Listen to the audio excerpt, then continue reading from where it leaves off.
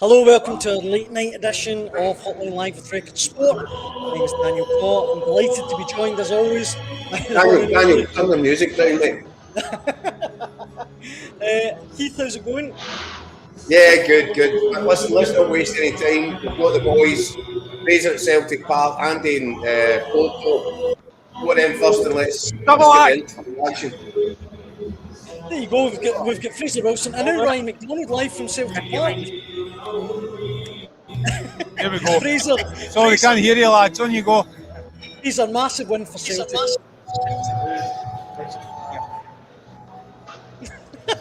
Sorry. Technology issues. I've been drowned out here, mate. Sorry, say that again. Just a massive win for Celtic. A huge win. You wouldn't really know it through the atmosphere in the place tonight other than Utrecht fans. It was very flat yet again, but we all know the backdrop to this season. But I think it's a huge result. I mean, when this tournament was called UEFA Cup, it used to mean quite a lot to people. So Celtic are through to, you could call it a knockout stages, you could call it the last 32. Job done on the night. Started off like a steam train, had the wobble just to remind us the kind of season they are having. But and then it was pretty comfortable. Martin O'Neill not quite putting the slippers on, but they eased over the line and end up. And as I said, it's job done. And a potential meeting with Nottingham Forest, I believe, in the next round. So what's not to like about this? Nottingham Forest or Victoria Pilsen, which, as you say, Fred, it's a mouth-watering prospect. Nottingham Forest, certainly. Maybe a bit emotional as well after losing John Robertson. Of course, he meant so much to both clubs back Christmas Day there. So that would be a real mouth-watering one. I mean, if that was a tie in the 1980s, it'd be a proper battle of Britain, wouldn't it? So something there I would quite fancy. I would quite fancy Celtic getting that draw. On the evidence of tonight, as with much of the season, I don't know if I'd hold out too much hope for Celtic, but certainly be one to get the juices flowing, that's for sure. And obviously, if it's Nottingham Forest in the next round, maybe Porto in the final. Is that how it's going to look? Can you imagine? Just you calm yourself down. Just you calm yourself down, Ryan. Not even into the proper knockout stages yet, so see what the next round brings. Keith, sorry, I thought you were going to jump in there, Keith. No, I mean, I just think first and foremost, congratulations to Celtic because, you know, it's great for Scottish football. We've got a club still flying the flag in the knockout stages of the Europa League.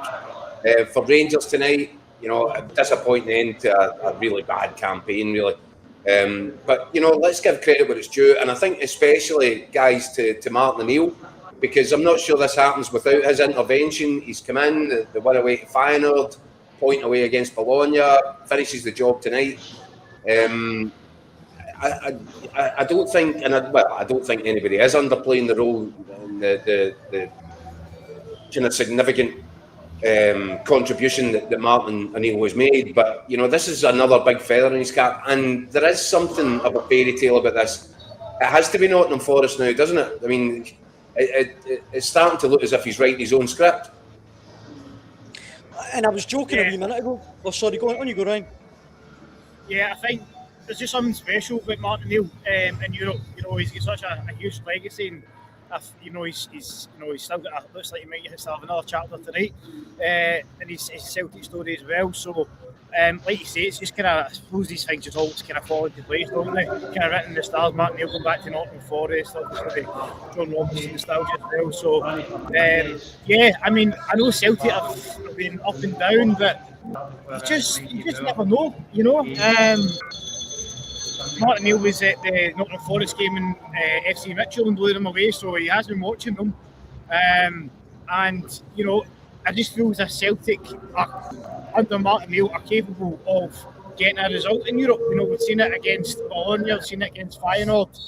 I know domestically, as I say, they haven't been great, but I don't know, just something about Martin O'Neill in Europe that I think inspires Celtic fans, inspires this team. Tell me this though, Ryan, is this the win that Celtic didn't want?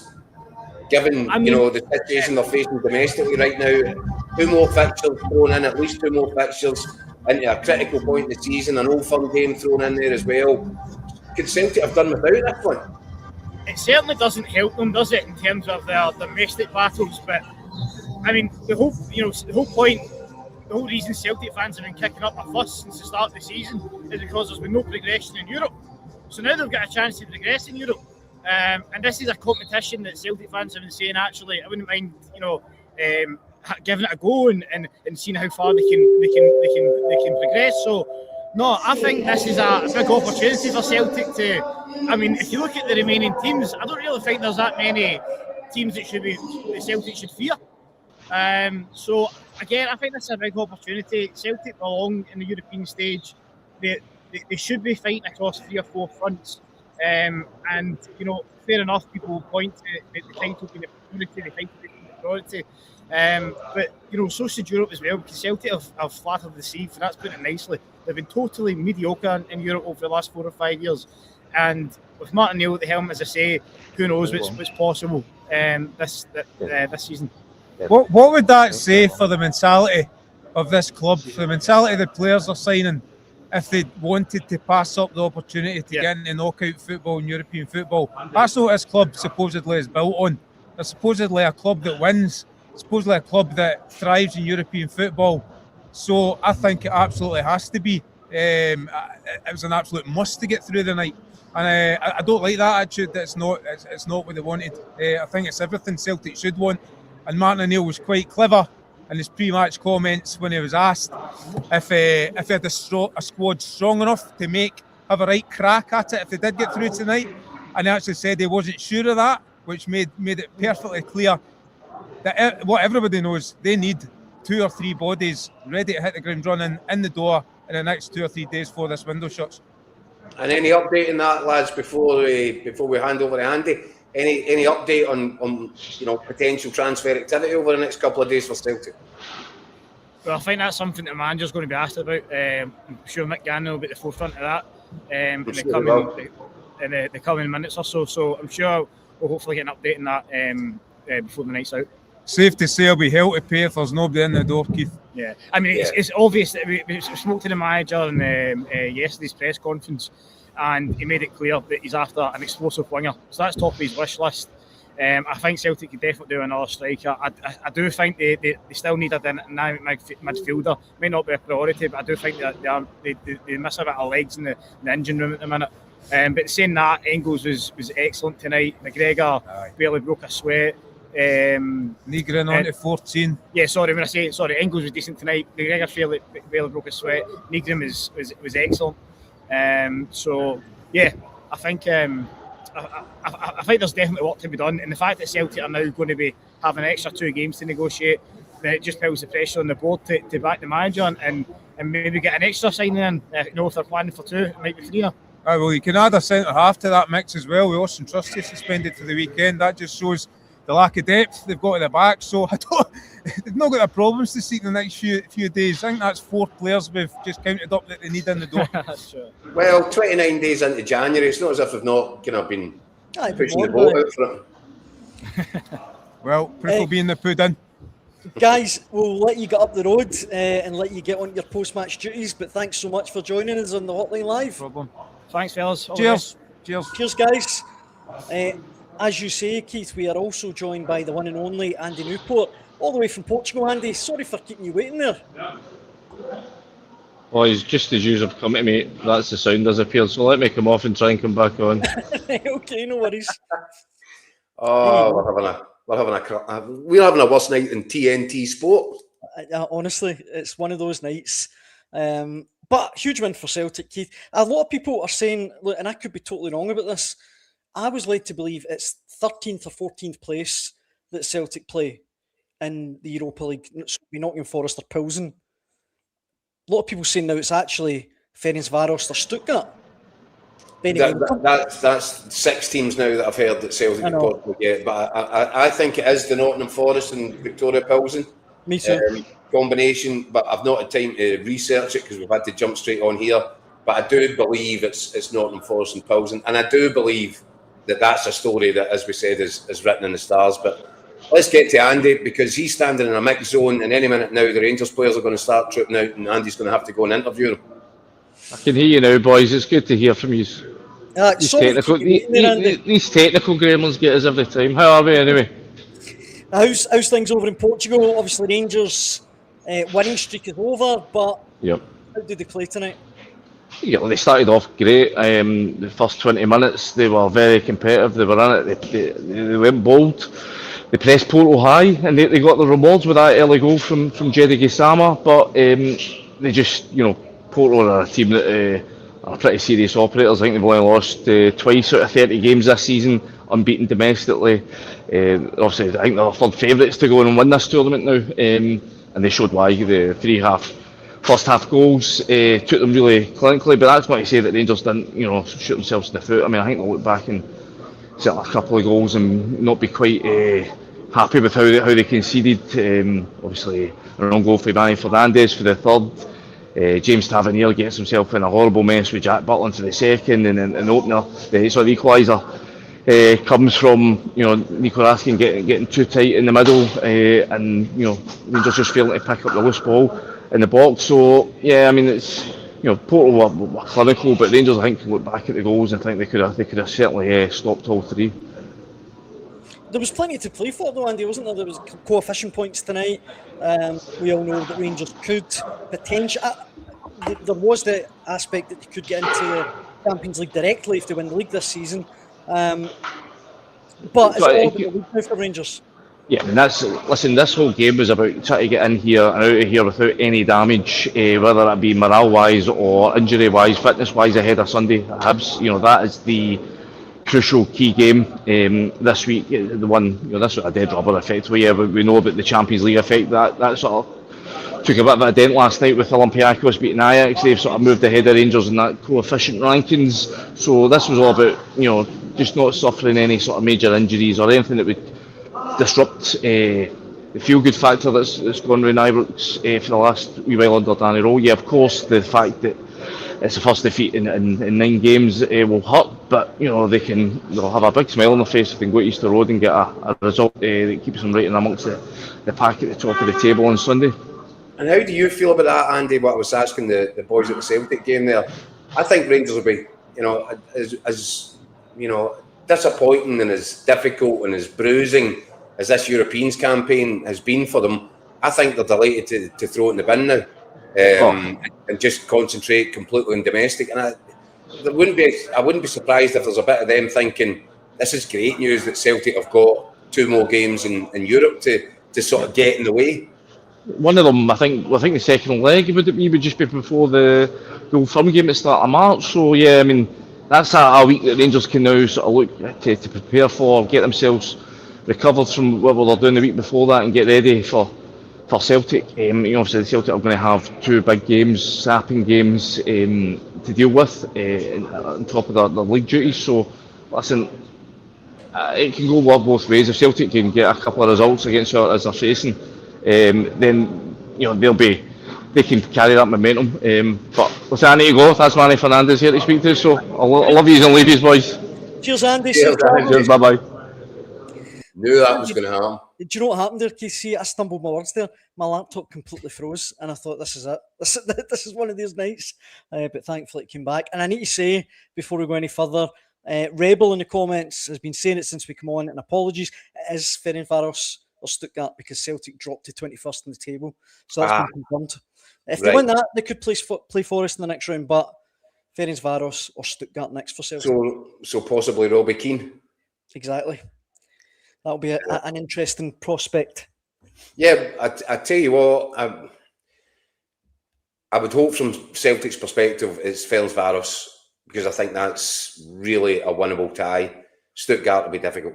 Not impossible if Celtic are on it, and if the board comes to Martin O'Neill's aid and gives them some ammunition for this, it wouldn't be impossible.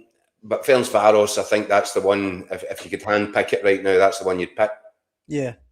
I mean, Keith, how far do you think, I mean, I was joking earlier when I said to the guys, look, Porto in the final, but how far can Celtic go in this competition? I think it's possible to get through the next tie. Certainly really possible if it's Ferencváros. They're a good side, don't get me wrong. Yeah. But that shouldn't be beyond Celtic.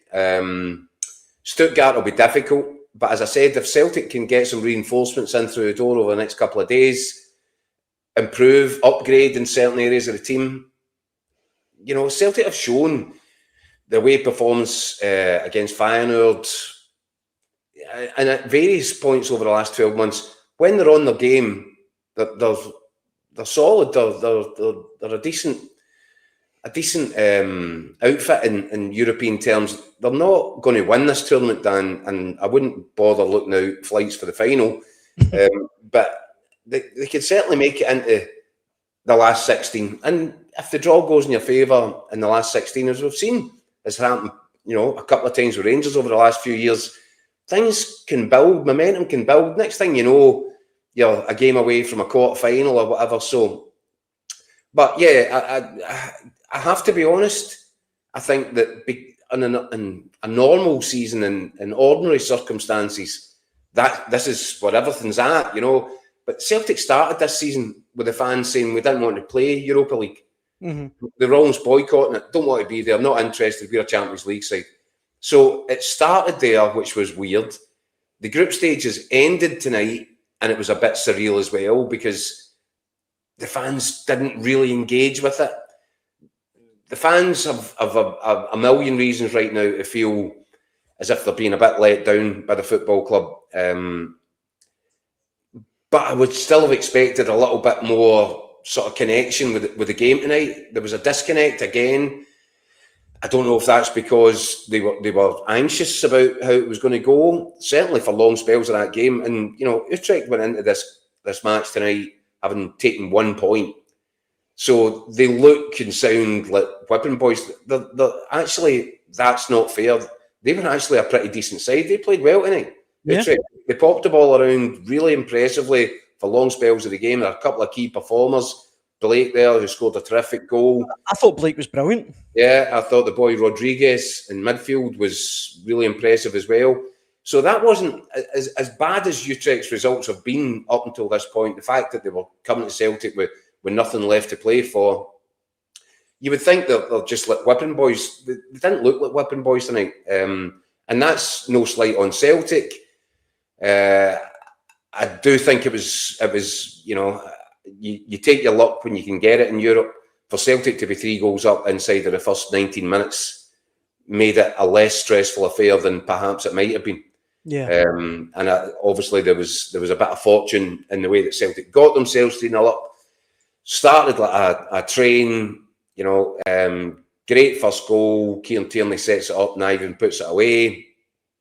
And then we're all remembered of why Vasily Barkas is Vasily Barkas. And then the penalty kick, by the way, is a joke. And I'm so glad that we don't get penalties like that anymore in Scottish football. It was a ridiculous decision. It was a ridiculous decision, but it's a throwback to season 1 VAR in Scottish football where these decisions were given. I really dislike the fact that in European football, that's where the kind of bar is for a penalty kick. That's not right. Yeah. But as I said, you take your luck when you can get it, and it puts Celtic in a really comfortable position, maybe too comfortable, because maybe they switched off a little bit as Utrecht got to grips with it. And as I said, for, 40 minutes or so, Utrecht really looked quite comfortable and quite impressive without getting through Celtic. Celtic were comfortable defensively.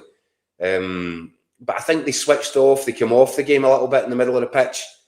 Utrecht, as I said, they were popping the ball around quite impressively. And it was actually an enjoyable game of football to watch. Yeah, it was good, yeah.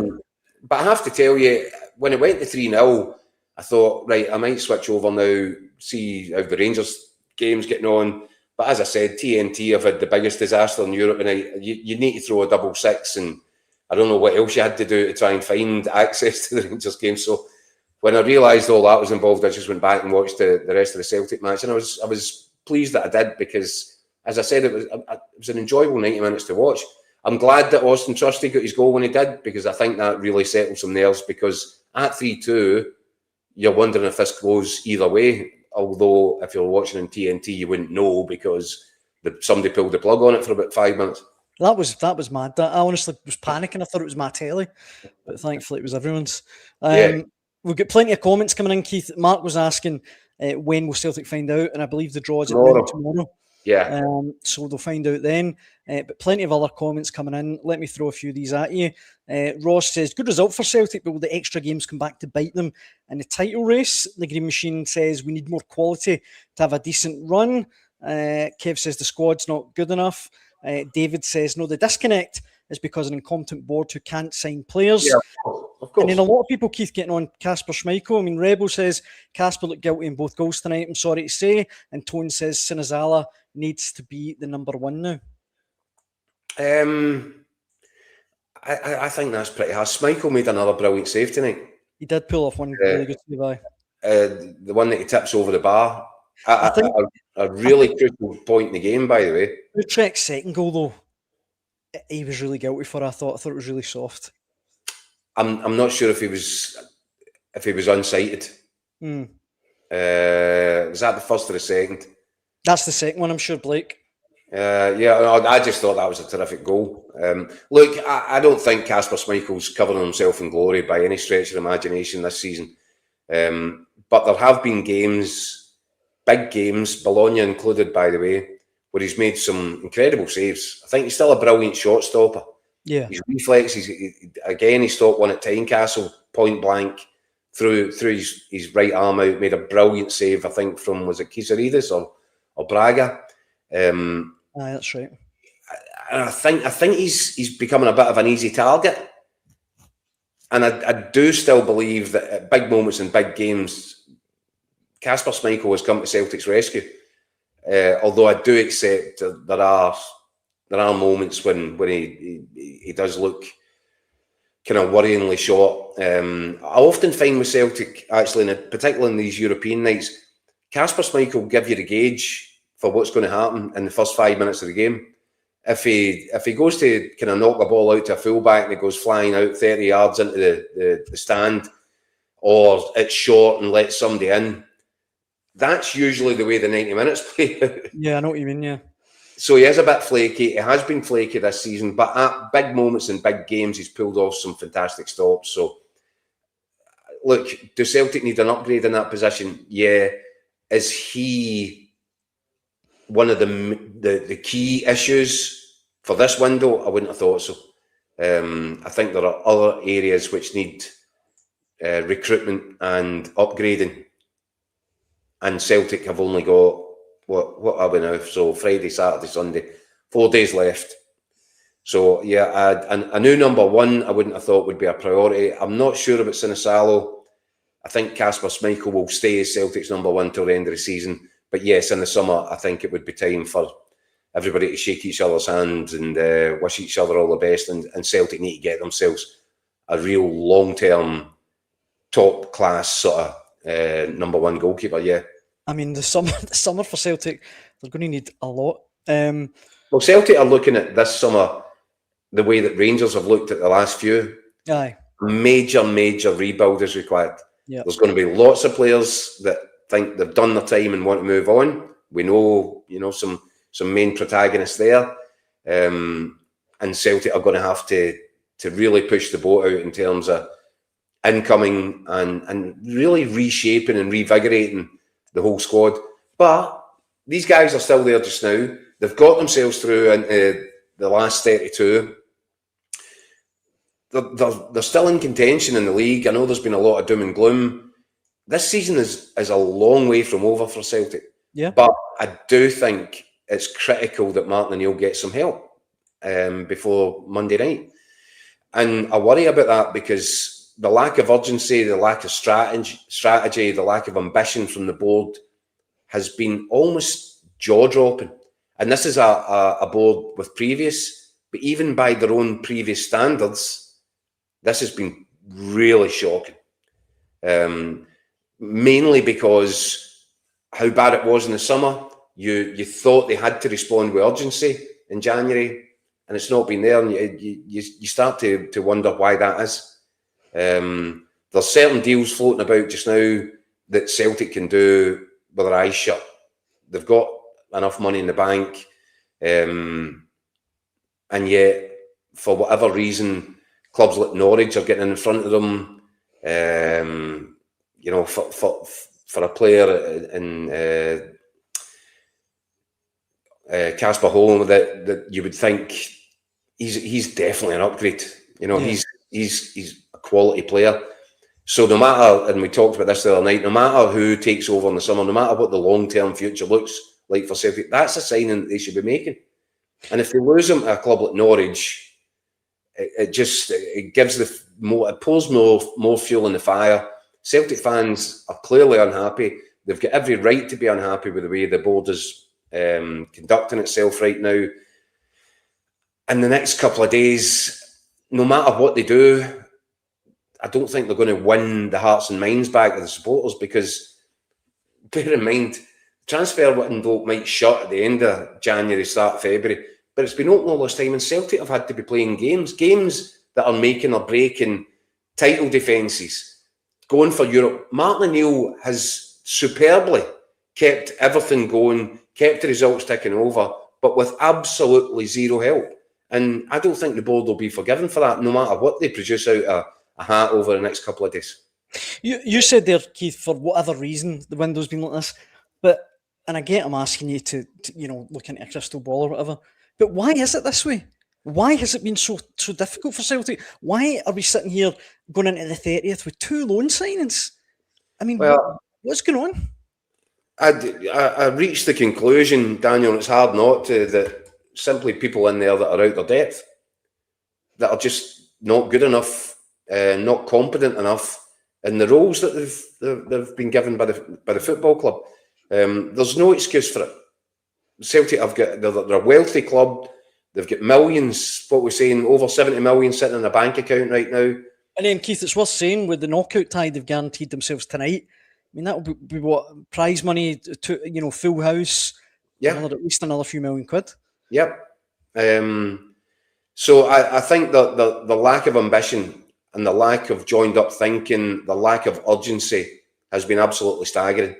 And that would be bad enough, regardless of the fact that what they've actually done is go a begging bowl, a 73-year-old man, asking him to drop his life to come in, bail him out not once but twice. For them to leave him in this situation, I think is pretty inexcusable, perhaps unforgivable. So they owe it to Martin O'Neill to really produce over the next couple of days. But again, I keep coming back to it, Daniel. People talk to David Murray used to talk about getting on the dance floor to make signings. Celtic haven't even gone inside the nightclub. They've just went straight to the chippy and they're waiting there to see what comes out at 3 o'clock in the morning. That's where we are now in this transfer window. Outside the Blue Lagoon. Exactly that. Let me go to the comments once more, Keith, before we wrap up. Mark says Dermot Desmond is the reason for this transfer window. He also says we have to accept that we will always have to pay off the odds to get players to Scotland.